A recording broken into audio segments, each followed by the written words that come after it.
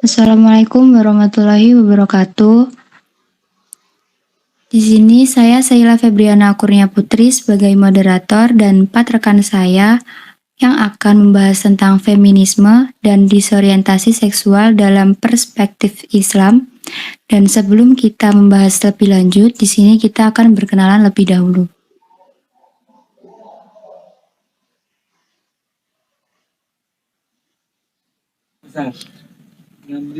Baik, perkenalkan nama saya Sri Astuti.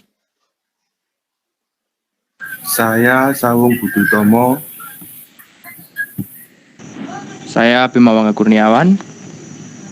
Dan saya Eka Nur Fatakul Alim Mandra Pradana.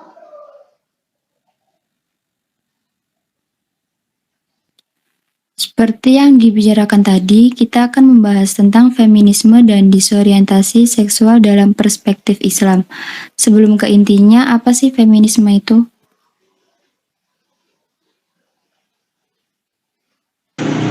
Baik, jadi feminisme adalah sebuah gerakan yang menganjurkan persamaan hak antara laki-laki dan perempuan di bidang sosial, politik, dan ekonomi. Istilah ini mulai dikenali dan berkembang pada tahun 1980-an yang tidak terlepas dari gelombang westernized globalization yang di dalamnya terdapat era postmodernisme. Pada masa inilah yang banyak menghasilkan produk-produk pemikiran barat seperti relativisme, equality, nihilisme, serta deconstruction. Dengan memasukkan istilah posmo, feminisme mampu menjadi sebuah ideologi dengan visi dan misi yang tersebar luas hingga saat sekarang ini.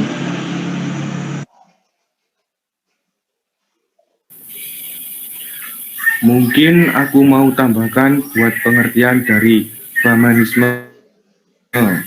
Feminisme yang aku tahu itu suatu kesadaran akan penindasan dan pemerasan terhadap perempuan dalam masyarakat, di tempat kerja, dan dalam keluarga, serta tindakan sadar oleh perempuan maupun laki-laki untuk mengubah keadaan sadar tersebut.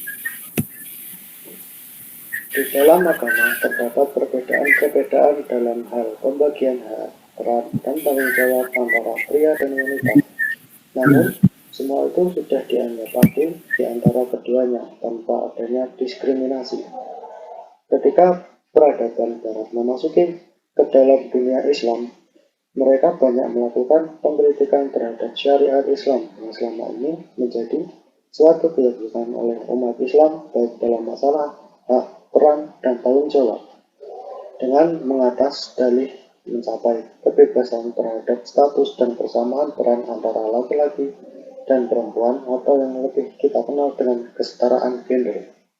Namun, anehnya, pada pemikiran Muslim terpengaruh dan menimbulkan wacana baru dalam dunia Islam.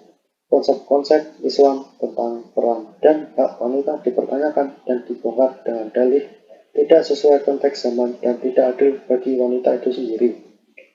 Mereka menuduh Islam memberikan perhatian lebih kepada laki-laki dan pada perempuan dari segala lini kehidupan. Padahal, jika kita telusuri dan pahami dengan baik, laki-laki dan perempuan jelas berbeda secara fitrah, namun sejatinya akan menjadi mulia dengan masing-masing tugasnya tanpa merasa terdiskriminasi.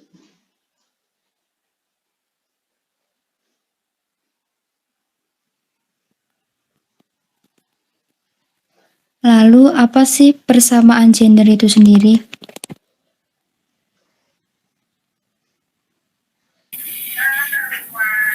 Pada awalnya, kedua kata tersebut, gender dan seks, digunakan secara rancu. Beberapa tahun terakhir, di tengah maraknya gerakan feminis, kedua kata tersebut didefinisikan secara berbeda.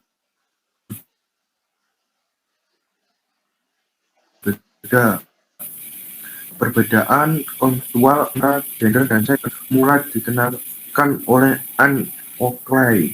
Seks adalah pembagian jenis kelamin yang ditentukan secara biologis, yang melekat pada jenis kelamin tertentu yang tidak dapat dipertukarkan atau bahkan dirubah secara permanen, serta merupakan ketentuan biologis atau ketentuan Tuhan (kodrat).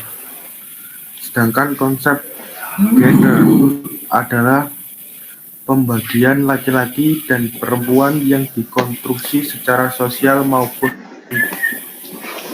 kultural, bukan termasuk ke dalam kodrati atau non-biologis, karena tidak abadi dan dapat dipertukarkan. Nah, hal inilah yang dijadikan sebagai landasan kaum feminis dalam melancarkan ideologi mereka, bahwasanya gerakan gender tidak mempermasalahkan perbedaan identitas antara laki-laki dan perempuan dari segi anatomi biologis atau jenis kelamin. Akan tetapi, mengkaji aspek sosial, budaya, psikologis, dan aspek-aspek non-biologis lainnya. Hal tersebut senada dengan pernyataan Nasaruddin Umar yang mengatakan bahwa gender merupakan suatu konsep yang digunakan untuk mengidentifikasi perbedaan antara laki-laki dan perempuan, dilihat dari segi aspek konstruk sosial budaya. Dan secara istilah, gender mempunyai beberapa pengertian. Helen Tierney misalnya mengartikan gender sebagai sebuah konsep kultural yang berusaha membuat perbedaan antara laki-laki dan perempuan dalam hal peran, perilaku, mentalitas, dan karakteristik emosional dalam kehidupan sosial bermasyarakat. Menurut H.T. Wilson, gender merupakan suatu dasar untuk menentukan perbedaan sumbangan laki-laki dan perempuan pada kebudayaan dan kehidupan kolektif, sehingga berakibat mereka menjadi laki-laki dan perempuan. Hilary M. Lipps mengartikan gender sebagai harapan-harapan budaya terhadap laki-laki dan perempuan.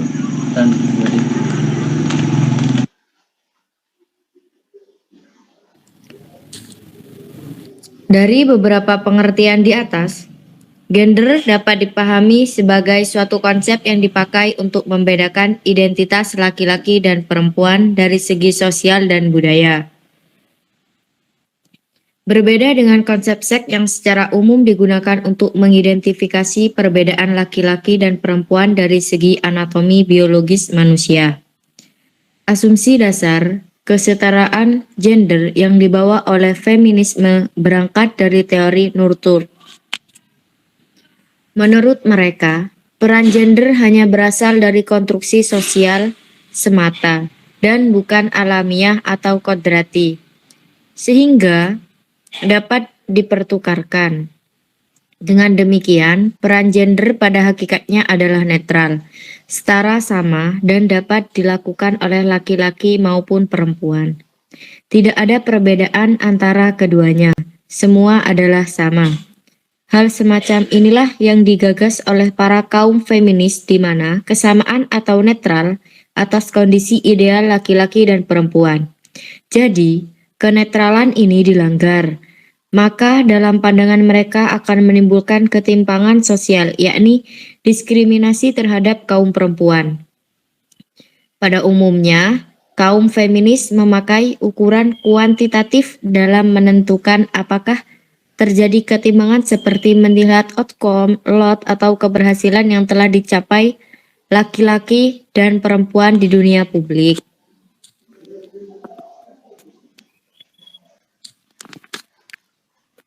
Oke, dari sini kita jadi tahu apa sih feminisme dan persamaan gender. Selanjutnya, gimana sih ciri-ciri dari feminisme itu sendiri? Baik, ciri-ciri dari feminisme itu sendiri yang aku tahu, yang pertama itu menyadari adanya ketidakadilan gender yang di masyarakat maupun di keluarga, antara lain dalam bentuk penindasan dan pemerasan terhadap perempuan. Yang kedua, memaknai gender bukan sebagai sifat kodrati, melainkan sebagai hasil proses sosialisasi. Dan yang terakhir itu memperjuangkan persamaan hak antara laki-laki dan perempuan. Sejarah telah menuliskan secara jelas bagaimana seorang perempuan pada masa-masa Islam diturunkan mendapat penghargaan tinggi, terutama dari Nabi Muhammad SAW yang merupakan figur panutan dari seluruh umat Islam. Menurut Asghar Ali Engineer, merupakan suatu revolusi yang sangat besar di mana Nabi Muhammad SAW telah memprakarsai melakukan perubahan dalam masyarakat Mekah secara menyeluruh. Secara bertahap, Islam menjadi agama yang sangat mapan dengan ritualisasi yang sangat tinggi. Dalam sejarah, perempuan telah memainkan peranan yang sangat strategis pada masa awal maupun pertumbuhan dan perkembangan Islam itu sendiri. Baik dalam segala urusan, hal ini terbukti melalui peranan perempuan di dalam membantu perjuangan Rasulullah SAW di dalam melakukan misi dakwah ataupun di dalam misi medan perang. Khadijah misalnya, istri Nabi yang sangat setia, telah memberikan segala kekayaan yang ia punya untuk kepentingan dakwah dan perjuangan Islam.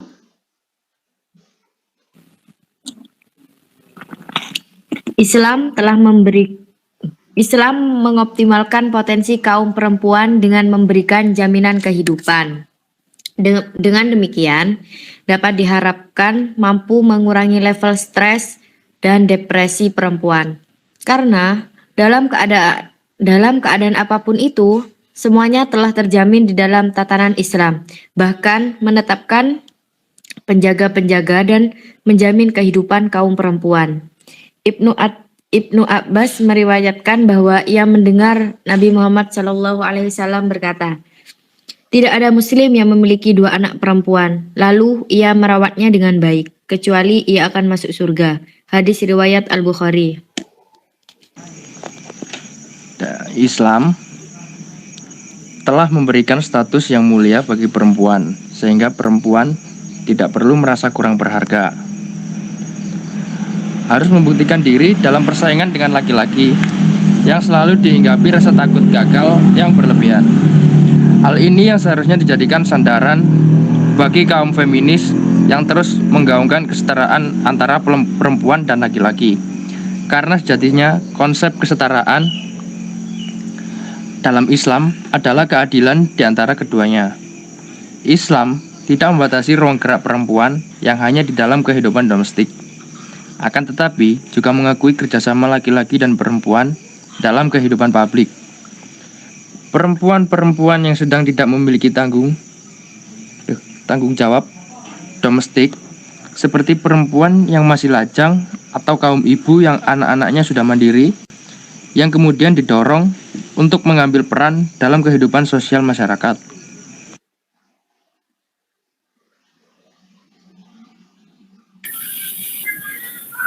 Prinsipnya, Al-Quran tidak melarang kaum perempuan bekerja. Adapun anjuran untuk tinggal di rumah bertujuan untuk melindungi dan lebih kepada persoalan preventif pencegahan.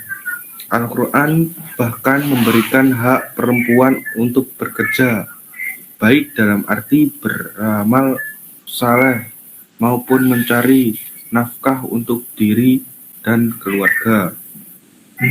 Dengan demikian, sebenarnya tidak ada larangan keluar rumah bagi perempuan, kecuali untuk melakukan maksiat.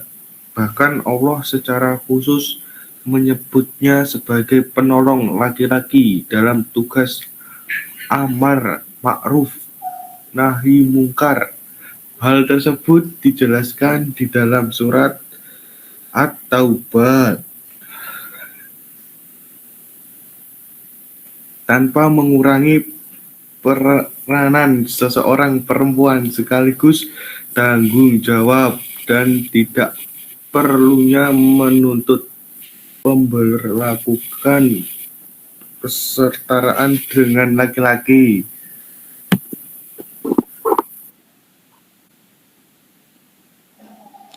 Nah, dari pernyataan sebelumnya, apa sih hak-hak perempuan menurut Islam itu?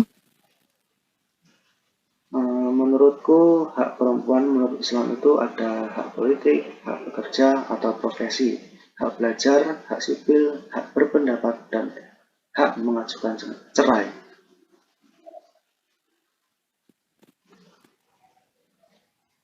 Oke, banyak juga ya hak perempuan menurut Islam itu. Selanjutnya, apa aja sih perbedaan dari perempuan dengan laki-laki itu?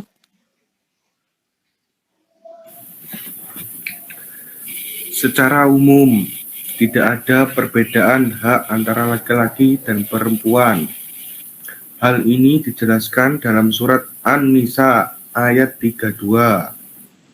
Artinya, bagi laki-laki ada hak atau bagian dari apa yang diusahakannya, dan bagi perempuan ada hak bagian dari apa yang diusahakannya.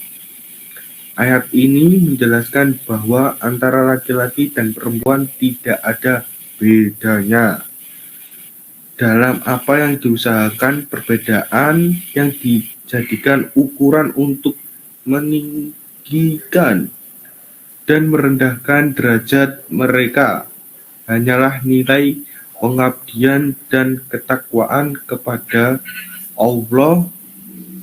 Quran Al-Hujurat ayat 13. Bagi Islam, perempuan yang baik adalah perempuan yang menjelaskan kehidupan seoptimal mungkin menurut Al-Quran dan hadis, mampu menjelaskan fungsi, hak, dan kewajiban bagi sebagai hamba Allah.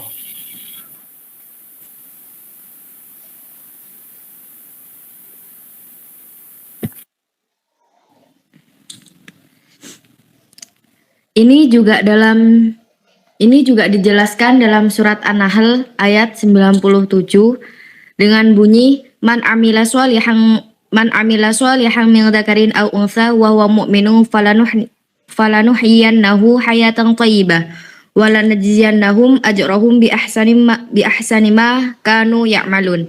Yang artinya, barang siapa yang mengerjakan amal soleh, baik laki-laki maupun perempuan dalam keadaan beriman, maka sesungguhnya akan kami berikan kepadanya kehidupan yang baik, dan sesungguhnya akan kami beri balasan kepada mereka yang lebih baik dari apa yang telah mereka kerjakan.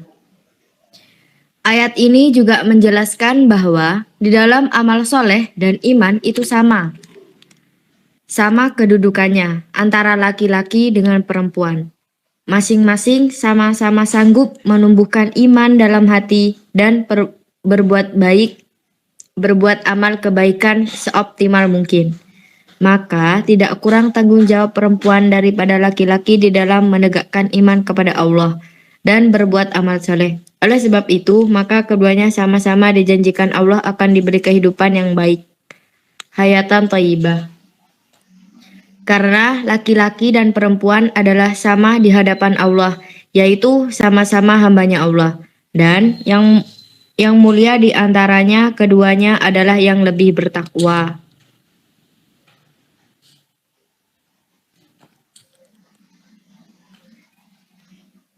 Oke, itu tadi pembahasan tentang feminisme. Selanjutnya, kita akan membahas tentang disorientasi seksual dalam pandangan Islam. Apa sih yang kalian tahu tentang homoseksual itu? Oke, yang aku tahu dari membaca buku, homoseksual itu hubungan seksual antara laki-laki dengan laki-laki. Sedangkan untuk berhubungan seks antara perempuan dan perempuan itu disebut lesbian.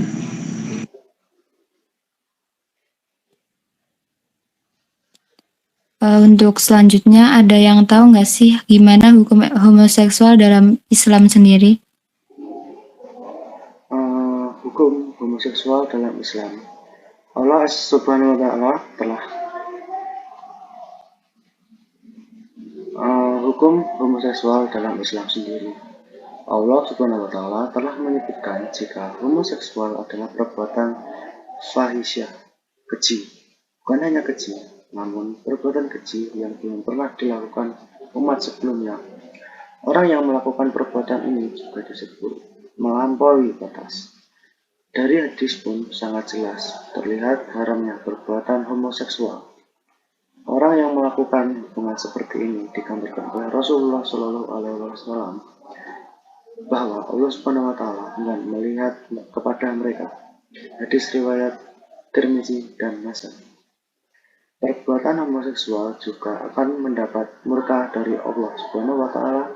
Rasulullah Shallallahu Alaihi Wasallam bersabda, sesungguhnya Allah Subhanahu Wa Taala melaknat siapa saja yang melakukan perbuatan kaum Lut, dan beliau mengulangi ucapan tersebut sebanyak 3 kali. Hadis riwayat Hasan.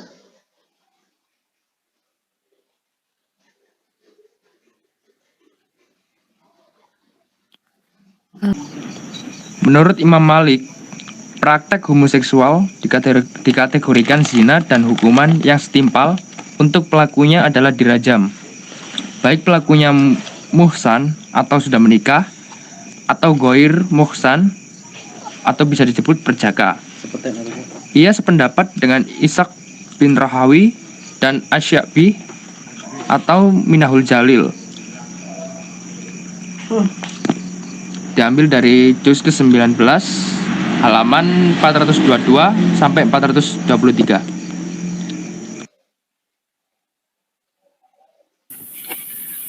Menurut Imam Syafi'i, praktik homoseksual tidak dikategorikan zina, tetapi terdapat kesamaan di mana keduanya sama-sama merupakan hubungan seksual terlarang dalam Islam.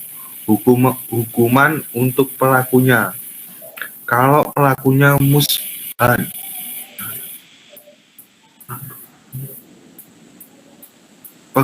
perjaka, maka dihukum cambuk 100 kali dan diasingkan selama 1 tahun.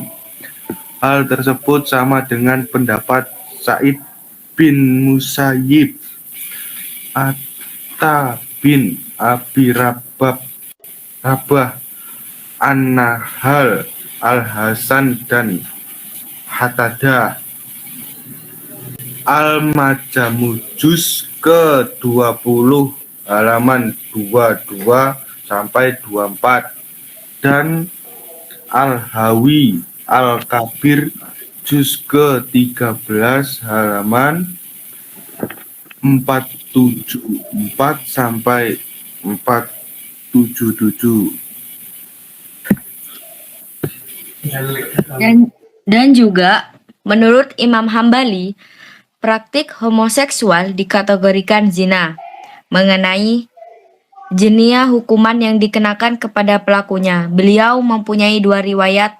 Pendapat pertama, dihukum sama seperti zina. Kalau pelakunya muhsan atau sudah menikah, maka dihukum rajam. Kalau pelakunya ghair atau muhsan atau masih dengan perjaka, maka dihukum cambuk 100 kali dan diasingkan selama 1 tahun. Pendapat inilah yang paling kuat. Kedua, dibunuh dengan rajam, baik dia itu perjaka maupun sudah menikah.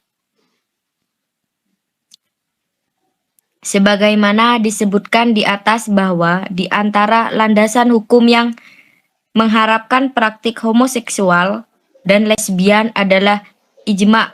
Untuk mengetahui lebih jelas para ijma dalam menentukan suatu hukum, kita akan membahasnya secara sederhana. Ijma merupakan kesepakatan para mustajid setelah wafatnya Rasulullah terdapat suatu kasus hukum dalam suatu masa. Jadi yang menentukan suatu hukum sudah menjadi ijma atau belum adalah para ahli ihtijat yang berkompeten dalam bidangnya.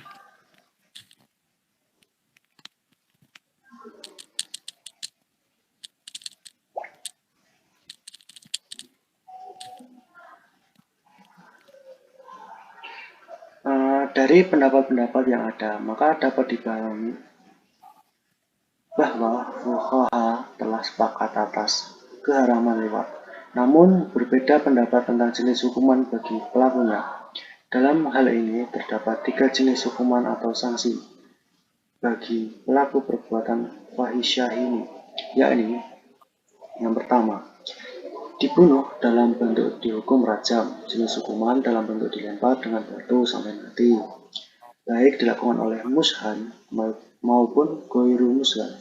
Hal ini sesuai dengan hadis yang diriwayatkan oleh Abu Dawud. Jika kamu sekalian mendapati orang yang melakukan perbuatan kaum, bunuhlah orang yang menjadi subjek pelakunya dan yang menjadi objeknya yang diperlakukan. Yang kedua, sama dengan sanksi bagi pelaku zina, yakni apabila yang melakukan liwat adalah mushan, maka pelakunya dihukum rajam. Jika pelakunya ghairu mushan, maka didera cambuk 100 kali. Hukum tazir, jenis hukuman yang diserahkan kepada pemerintah atau hakim. Dengan demikian, berat ringannya sanksi tersebut sangat ditentukan oleh pemerintahan atau hakim. Larangan homoseks atau lesbian yang disamakan dengan perbuatan zina dalam ajaran Islam, bukan hanya karena merusak kemuliaan dan martabat kemanusiaan, tetapi resikonya lebih jauh lagi, yaitu dapat menimbulkan penyakit kanker kelamin, HIV atau AIDS, dan sebagainya. Tentu saja perkawinan waria yang telah menjalani operasi penggantian kelamin dengan laki-laki dikategorikan sebagai praktik homoseksual, karena tabiat kelaki-lakiannya tetap tidak bisa diubah oleh dokter, meskipun ia sudah memiliki kelamin perempuan buatan.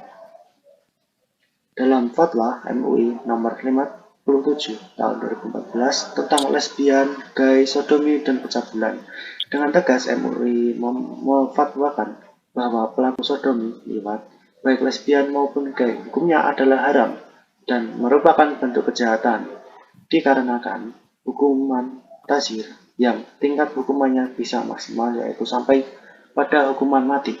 Demikian juga dalam hal korban dari kejahatan homoseksual, sodomi, dan pencabulan adalah anak-anak. Pelakunya juga dikenakan pemberatan hukuman hingga hukuman mati.